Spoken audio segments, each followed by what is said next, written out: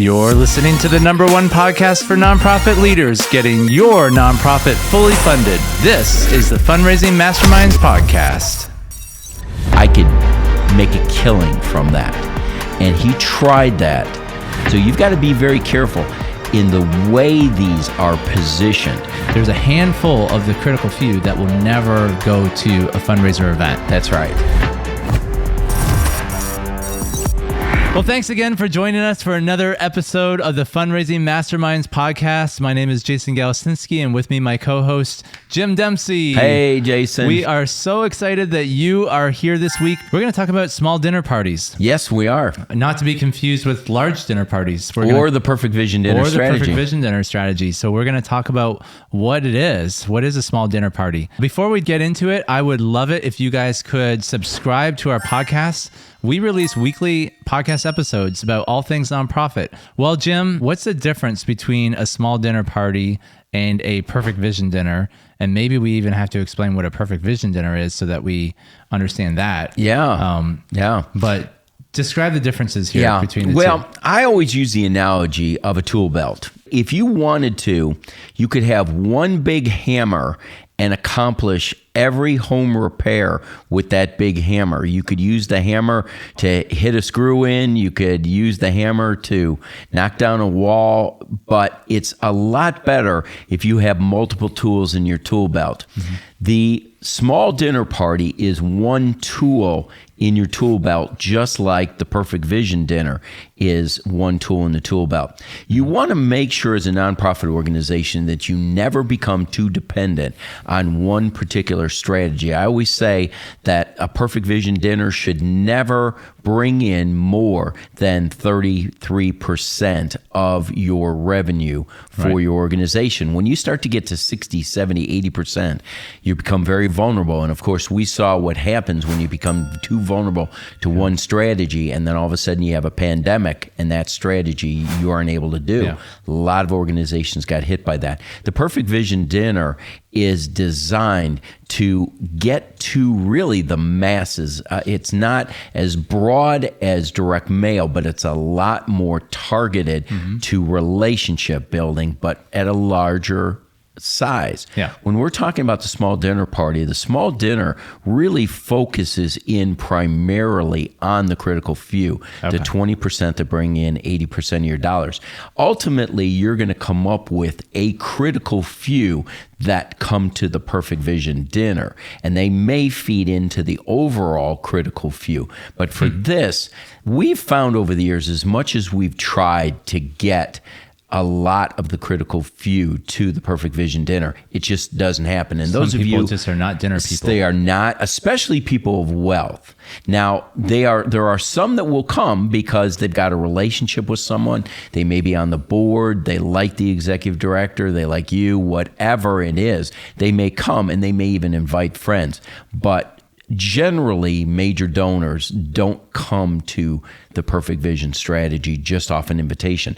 But this kind of event is designed to be an insiders type of event where you're welcoming a handful of people and sharing with them very inside information, very targeted. And so as a result, we'll talk about having a venue that's right. We'll talk about how to invite people to this. We'll talk about how the best times of the year, the best times to get people, and of course, the best follow-up from this. So it's a different strategy targeted to a different audience. One thing that you said early on that really stuck with me is you said it's like having tools in your tool belt. Yes. And these dinner parties is a tool. Right. The perfect vision dinner is a tool. It is a tool. We have a whole tool belt available to you at our Fundraising Masterminds Podcast channel. You can go to YouTube.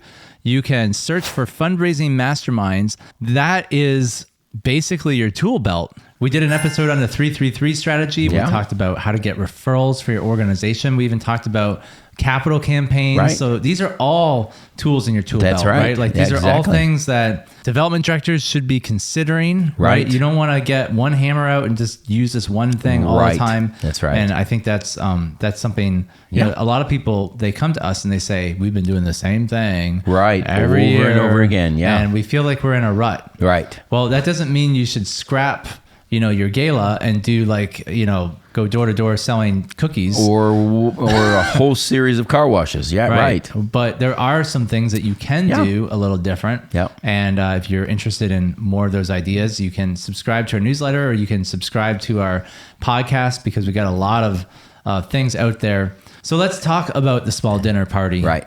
So I'm interested in how to cultivate relationships with the critical few. Right. You know, we've talked about how in the past that typically you have 20% of your donors are giving 80% of the dollars. Yes. And so these 20% we refer to as the critical few. That's right. And these guys are the ones that are usually kind of supporting, they're the foundation of the ministry. Right. And it's really important that we take care of these people. Yep. And there's a variety of ways that we can do, but I really like this idea of having a small dinner party because essentially what you were saying is that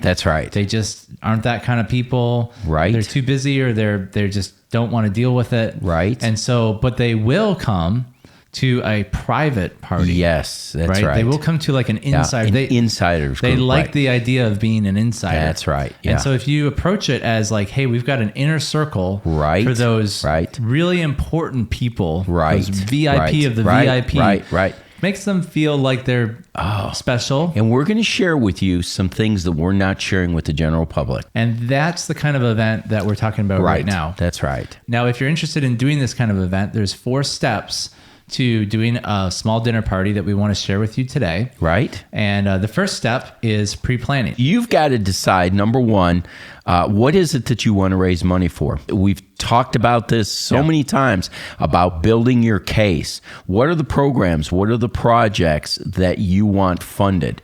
And that will, number one, determine what you ask for that night, but it'll also help you determine what your goal is for that night. Now, there's a couple elements that will be related to that and determining your SMART goals. The SMART goals are specific, measurable, attainable, relevant, and time sensitive. And those are so important as you are setting up your goals for the evening. Because that's going to be your platform. That's what you're going to be marketing and presenting to people that night. Now, again, we talked about the fact that we were going to be presenting some insider information. These kinds of events are perfect for kicking off a new program or a new strategy. You're introducing a concept or a new strategy to people, or even a new program that you're starting. If you've made a decision, I was talking with a nonprofit organization in Chicago about a year ago about they're going to start to venture out from the United States to international. And this would be a perfect kind of event for them to introduce the fact that they're now going to be going international. So those are the kinds of things that you'll do in your pre-planning. But you also want to determine who should we invite, how many people should we invite? You want to talk about your venue, your date, the time period, all those kinds of things. Is the venue and the date different from, obviously you can't do it at the same time as your perfect vision dinner. Right. Is this something that you would even piggyback off of a vision dinner? Well, what you'd want to actually do is, Jason, you really want to look at potentially doing them at different times of the year. And I would actually use, if you've never done the perfect vision dinner strategy, I would look at this as a pre-planning kickoff to preparing for your vision dinner. So if I was going to do a spring 2024 dinner, my small dinner party could be done in the fall of 2023, and I could use that event to get upfront seed money for my dinner, but I could also use it as a way of piggybacking off the relationship. These people come off this small dinner party excited about what they're doing. These could be the catalyst for your table hosts, your starter table hosts, your low-hanging fruit. So I would look at them of actually staggering the time of the year. We usually do a dinner in September, October, November. Right. Well, we do September 15th to November 15th. Right. And we do March 15th to May 15th. Right. So is that those are the windows that you want to do the small dinner party? It really is. It really is, Jason. Now, there's a couple things to consider. Is that because it's a smaller size, you do have a little bit more flexibility. You could probably go into early March, depending on where you live in the country. You could possibly start to kind of trickle into the summer for one of these kinds of things. But for the most part, you really are sticking with the same date. Right. Now, the location in some cases could be totally different than where you have your perfect vision dinner. I was going to ask, it's probably not going to be at a Hyatt Regency hotel. Well, I wouldn't because you're talking about a small, intimate setting. And in fact, you know how sometimes we'll talk about doing a dinner, especially a first or second year dinner at a country club where you're getting 150, 250 people. Yeah. I'm not even talking about a ballroom that large. I'm talking about a small, warm ballroom, with a 8-foot ceiling and the potential to get about 20 to 25 people in this room. So we're not talking about a big room. We want a small, intimate.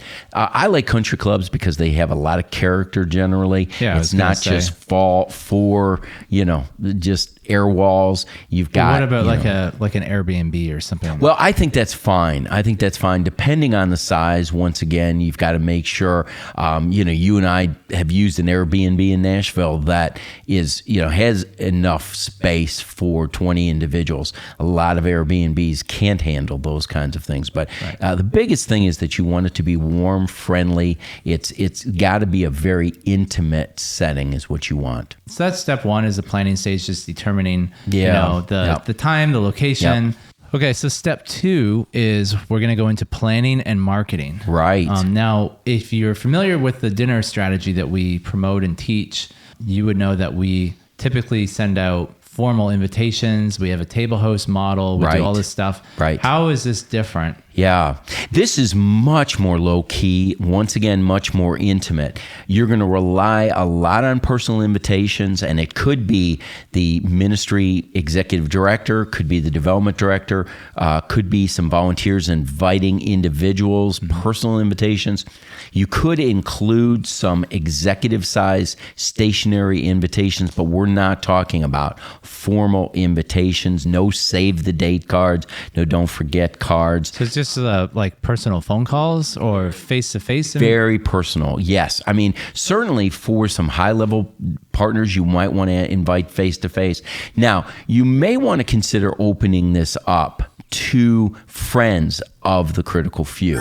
So you might be able to, if you had someone who was a board member and they were giving you $25,000 a year and they're attorney, you may want to open it up to those individuals to bring attorneys from their law firm. A white-collar professional person who is giving significantly might invite their friends. But for the most part, it's very intimate, and it is personal invitations, either face-to-face, phone call, or a very personalized note to get someone to come to an event like this. That's all great, but if this is a private event, you mentioned that we need to market it, but why do we need to market it? Yeah. Well, one of the things is I would say be careful I would say this even with the Perfect Vision dinner, about being too broad in your invitation with people. This needs to be a kind of an elite VIP, very special event. This is not something I put on Facebook in just a broad setting. You want to make sure that it's very targeted in your marketing and your invitation. All right, so that's step 1 and 2. Step 3, we're calling implementation. Yes. So choosing the best date, outlining the program. I wanted to ask you about the program, actually. In the Perfect Vision Dinner model, we have a very specific program, where we have the ministry update, we do the testimonies, we do the guest speaker. How is this different? Well, again, condensed, just like it is for your invitations, your marketing, everything more limited, more targeted. Are we scaling this back to like an hour? We're going to actually scale this back to 45 minutes, Jason, for your program. So we're going to go with a half-hour dinner and then about a 45-minute program in there. We could go 45 and 45 depending on how upscale of a meal you want to provide for people. But generally it's 30 minutes for your meal and 45 minutes for the program. And we're not going to the extent of getting a big name speaker. Well, of course, we're not fans of big name speakers, but no main speaker. We're not going to the point where we're having a main speaker or featured speaker. This is everything being in-house. So we're not doing testimonies or anything? We'll have testimonies. That's a great question, actually. We want to have a testimony. We'll probably just do 1 versus 3. We won't include a giving testimony. We may include a video if it's good.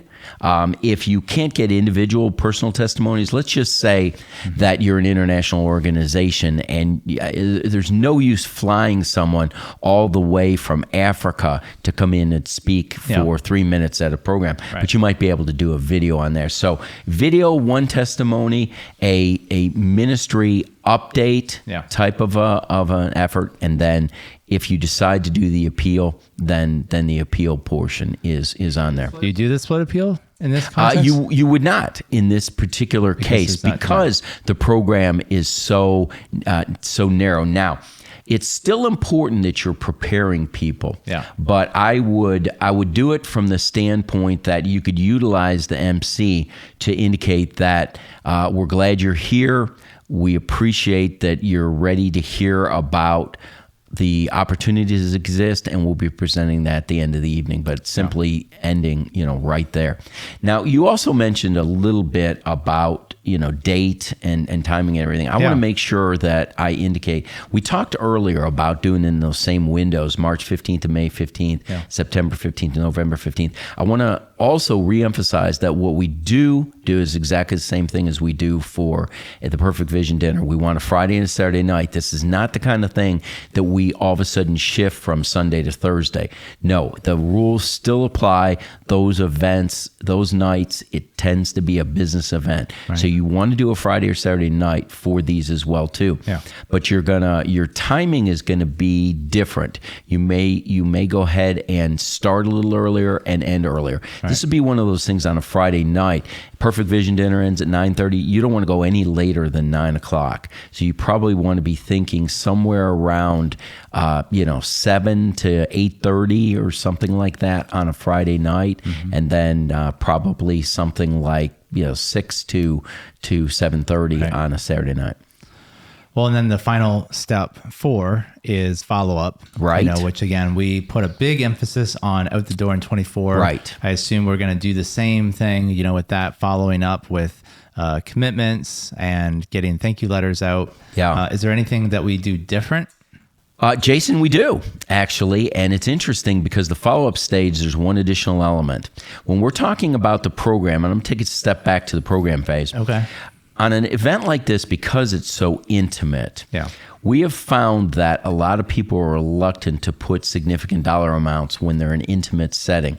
As a result, for these kind of events, we actually present to people, but we tell them the person who invited you will follow up with you in the next 2 days to get your commitment. So the follow-up phase on this, there is the thank you, but it's after they get the commitment from the person in calling those people. So you're not asking people to that night come up with an amount. That night. You're getting up to the point. Makes sense. Where you ask. But in this one, you aren't asking them to make a commitment. You'll hand out an envelope and you'll hand out the things, and but you'll ask them to pray about it over the next few days, because you'll generally be asking for a much larger amount than you might be asking at the Perfect Vision Dinner. Yes, we put up in the Perfect Vision Dinner some opportunities for gifts of 25, 50, 75, 100,000, but we're not expecting a lot from that. This event, remember, it's the critical few.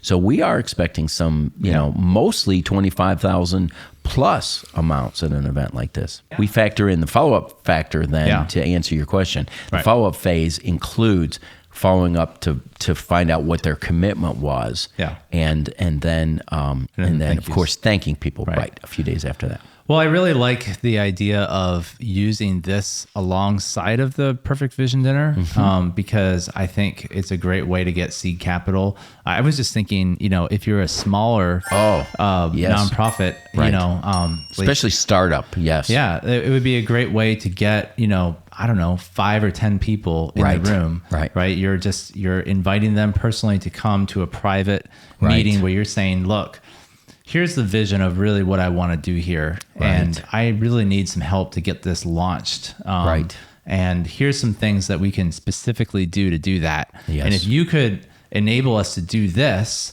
then we'll be able to use this money to, do a Perfect Vision Dinner or catapult into certain strategic things, so it's something that would get those types of people excited because they feel like they're being used to really catapult. Well, they're on the ground floor. They're your seed capital, your angel investors. In that sense. Yeah. So that's a great thing. I know we did an episode a while back on how to start a nonprofit, and this would have been a good idea, because it is a great way to start a nonprofit anyway. I mean, one of the points we said in that episode was you need to raise seed money. Right. But we actually referred to the way you do that is, through one-on-one calls and and those are great as well too. Don't get me wrong, but this allows you to pull a handful of people and it allows you to have the synergy that you need. So I love it. Thank you so much. Now, can I bring up a big mistake that a number of ministries will make? Sure. The issue is sometimes I had the Perfect Vision Dinner done in reverse more than a few times, and every time it's been a failure. And here's what I mean by that, is that I had a team. I remember the first time we did it. I can remember it like it was yesterday. It was in Providence, Rhode Island. They ended up having a dinner with 150 people and raised $65,000 at that event. The next year, the leader looked at the expenses to get that $65,000 and said, what if I took the 20% that brought in 80% of that dollar and I got those people in a small room, in a small dinner party, had a lot less expenses, had those key people and got 80% of that $65,000 and went ahead and just asked those people, I could make a killing from that. And he tried that. And do you want to take a guess at, okay, I don't know how well your math is, but 80% of $65,000 would be approximately $45,000. Do you want to take a guess at how much they raised in that reverse event? $8,000. And the idea was that they had all the same people there, but the synergy of that big event, that Perfect Vision Dinner event, was not there in this. So you've got to be very careful in the way these are positioned. So in other words, you don't want to get the cart before the horse. This is a great seed starter. It's a great way to get things going. It's a great way to pull together your critical few, but it is not a replacement for your Perfect Vision Dinner strategy. Well, you bring up a good point, because how do you make this small dinner party have the same synergy? Right. I mean, like if you're talking about doing it in the fall and you're going to do the Perfect Vision Dinner in the spring, aren't you kind of in a way, you could do 2 Perfect Vision Dinners, but you're choosing to do one in the fall, one in the spring. That's right.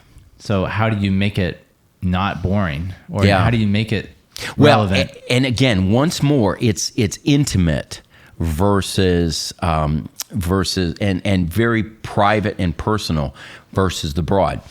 We've done an episode in the past. Well, I mean, your friend who did that, he did it intimate and personal and private. So why didn't it work for him? Well, the problem is that all those people had been to a bigger event before, and essentially were told that this would be a replacement for that bigger event. Oh, okay. Yeah. So it was a mindset issue. It was. Totally. If you would have said we're gonna do a dinner in the fall, but we want to do this inner circle thing. Right. And it's mindset and emotion as well, too, because emotion played a big part. You and I did a broadcast not long ago about the difference between a buffet and a plated event. Yeah. Do you remember what one of the biggest things that we talked about was in the difference between the plated versus the buffet? We talked about the experience. Yes. And we talked about the kind of memorable experience and the elegance that came from a plated versus that. Right. Now, what were the positive things we heard from AI about? If you haven't listened to the episode "Me Against AI," you're going to have to listen to that podcast. That was interesting. We wanted to see who was smarter, the mastermind or the AI. Oh, and of course, the mastermind blew away AI 100%. Of course, I'm a little biased. Yeah. Now, but the one thing that AI presented was that a buffet was fun. Well, that's all well and good, that fun, but you lost it in the intimacy, and that's what we've got to do. So we're not saying necessarily that small dinner party can't be fun. It needs to be fun, but it needs to really emphasize the VIP, the private, the insider side of things. That makes it work hand in hand with the perfect vision dinner strategy. Well, I mean, never, ever, ever, write this down. Never, ever, ever make decisions in your nonprofit to go with the cheap over, doing the right way. So often people are like, well, we did the perfect vision dinner. It was great. We raised lots of money, but this year we're going to do the same thing, but we're going to cut. We always, Jim is famous for saying no one ever cuts their way to success. Right. And it is so true. If it's true for everyone, it's true for you. So don't do it. It's the scarcity mentality, really, isn't it, Jason? When it comes down to bottom line. Yeah, don't do it. Well, this is great. I love the small dinner idea. I think it's a great thing to add in. Right. I think you should do the perfect vision dinner every year. Yes. But you should also consider maybe adding a small dinner party as well for your critical few and make it that special, intimate thing. And again, that's just part of taking care of people and treating them well. By the way, if you are interested in learning more about the perfect vision dinner strategy, we have actually put together an entire course about it. Yes. It's a online video course, but then we also do live coaching with the video calls. We're really trying to make a movement here of nonprofits who have been trained through the perfect vision dinner strategy, and they're really kind of like encouraging each other and motivating each other and helping each other achieve their goals. So I would say you can't afford not to join it, really. A lot of times people look at it and they're like, I don't know if I can afford this, or I don't know if I have time. And I always say, you don't have time not to do it. Because you're going to need to do something to raise funding for your organization. And you could spend 6 months doing the wrong thing, raising $8,000 or $10,000, or you could spend 6 months doing the right thing and earn $80,000 or $100,000 or maybe even $200,000 or $300,000. Jim just had an example of a Christian school. They just did their very first perfect vision dinner. Their goal was like what? $265,000. $265,000 was their goal, and they raised. Well, I'll have to qualify that, Jason. That I was very skeptical that they were overstretching with the 265. Yeah. What did they raise? $400,000 at their very first event. It blew me away, but it can be done. Yeah, and we've seen that kind of stuff. And when I tell people this kind of stuff, like we could double your impact, or we could, whatever it is that you're raising, if you're raising 100,000, we can get you to 200. People's eyes just kind of glaze over, like, yeah, whatever. We've heard that before. But it's true, right? Like it really is true. Yeah. In fact, if you don't believe me and you want to test my theory here, we actually created a survey. I'll put the QR code on the screen. You can scan this QR code and it will take you to a survey. It's 14 questions that we ask you, and we're actually able to determine how well your dinner strategy is working for you. And we give you a score, which will allow you to know how well your dinner strategy is performing, right? So a lot of times people will take this and they come back at a 50%. That's about the average number, which means that by taking the Perfect Vision Dinner strategy, by allowing us to coach you and to train you in the Perfect Vision Dinner strategy, you could be earning 50% more money. They're doing 50% right, but they're doing 50% wrong. Right. So what I love about this survey is the fact that you can learn what it is that you can do differently to improve. I mean, honestly, it's not one thing. Isn't. People always say, well, what's the one thing? Right. It's like, well, it's not one. It's like 35, And a lot of times it's 35 little things. Exactly. It isn't just one big thing. I mean, if you just, all of a sudden serve bologna sandwiches, that might be an easy change. But a lot of times it's just a lot of little things. It's a lot of little things. And we like to call the Perfect Vision Dinner strategy as like the winning formula to get you fully funded, right? Because it's a formula. Formula is a bunch of things that are all added together and they equals, the winning number. That's right. And that's exactly what the Perfect Vision Dinner strategy winning combination. It's the winning combination. And it's based on Jim's 38 years working at Crew and my 20 years working for Fundeasy. And we've put this course together. It's only offered 2 times a year, guys. Okay. So if you go to fundraisingmasterminds.net and you see that it says enroll now, you better enroll now because it's like, only open for a month. It's like the Krispy Kreme sign. When it says hot, you got to get to it and get to it quickly. Exactly. The donuts don't stay hot forever. That's right. And the Perfect Vision Dinner course does not stay open forever. It's only open for about a month in the fall and for a month in the spring. And then we close it down because we only have the capacity to work with a limited number of people. This is kind of like, a small dinner party, for nonprofits in a way where we want to work with you personally. We want to work with you one-on-one, and we do coaching calls throughout the course. So you have 20 weeks of every week you watch a series of videos. It's about, an hour to 2 commitment. It's not a full like college course thing, but there's maybe 3 or 4 videos that are about 10 minutes long each. You watch those videos, then we have a follow-up call. Then the next week you watch another series of videos, you have a follow-up call, and then you have to-do items. And then the next week you have video, follow-up call, to-do items. And we keep doing that. And the reason why we do it that way is because we really want to hold you accountable to doing it right, because we've seen so many people that are like, oh, okay, I'll do it, and then they don't do it all, and then they come back to us and they're like, well, we took your course, but it didn't work. It's like, well, you didn't apply everything. You didn't do everything we asked you to do. And so that's why we have the weekly calls, because it's like, we want to make sure, we want to do as best we can to make sure that you're comprehending everything, you understand everything, and that you're implementing it correctly.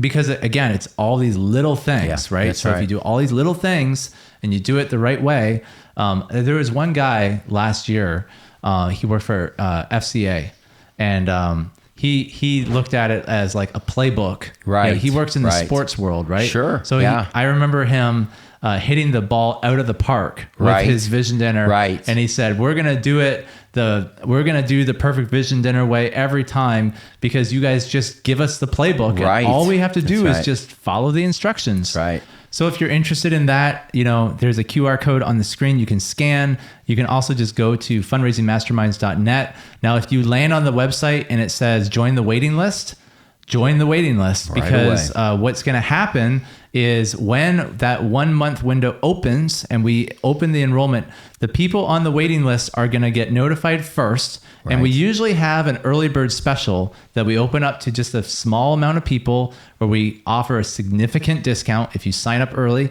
and you're going to get that discount if you are on the waiting list. That's right. Right. So, and you're also going to just we don't open it up to everyone. Yeah. We generally just pull it from that wait list. Yep. So definitely check it out. Okay. Like I said, you can't afford not to do it. The course pays for itself 50 times over, and you're going to just be set up for a long period of time to do this well. Any final words about the small dinner party that we should be keeping in mind? Well, just as I said from the very beginning, it's a tool in the tool belt, and you've got a lot of great tools out there, and Fundraising Masterminds provides a lot of those tools for you. If you have a question about a small dinner party, let us know in the comments. Jim and I personally review every single one of them, and we would love to answer your question either in the form of an email, or maybe we might even make a podcast episode about it. We've had that happen a few times. Right. Well, thanks again for tuning in to the Fundraising Masterminds podcast. We really appreciate you staying in to the very end, and we look forward to seeing you again next week. Take care.